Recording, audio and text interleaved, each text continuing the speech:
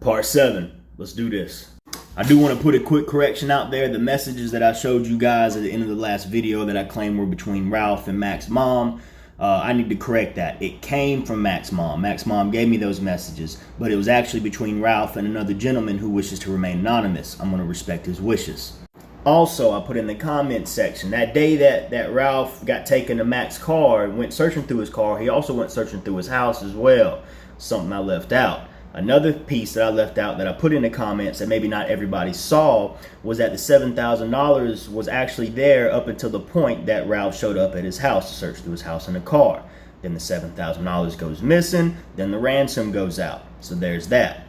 Now here's something else I want to show you guys. This right here, this was sent to Mac's sister shortly after the ransom came up. You might want to pause the video so you can get a good read on this.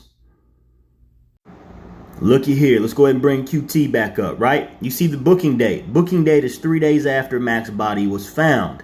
He only spent about 3 months in prison for violating his parole for a felony in possession of a firearm. Now, I'm no law expert, but that seems like a short amount of time to be arrested for violating your parole, being a convicted felon, having firearms. Now, here's the interesting thing about all this.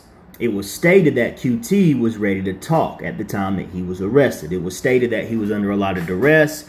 He wanted to go ahead and get this off of his chest. Next thing you know, he's arrested. He's taken to a small holding cell somewhere off in Arkansas where Mark Gober and Sarah Potts, who I'm first time mentioning, is a lady that writes Mark Gober's affidavits. Apparently they were kept there so they can keep watch of him.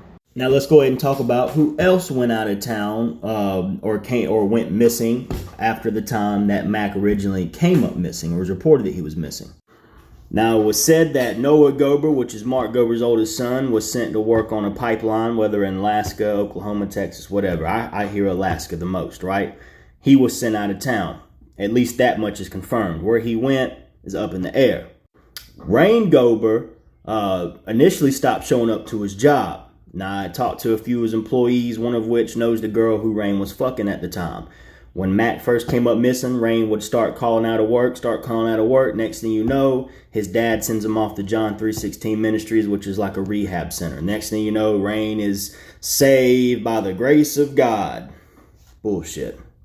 So now that we've got that part out of the way, what I want to brush up on with you next, and what I'm going to talk about in part 8, is going to be the lie that Brian Slaughter, the chief deputy, was called in multiple times when talking to Miss Lakeisha when they finally gave them a search party almost a month later. That's right. After multiple attempts, a month later, damn near, they finally gave him a search party. More on part 8.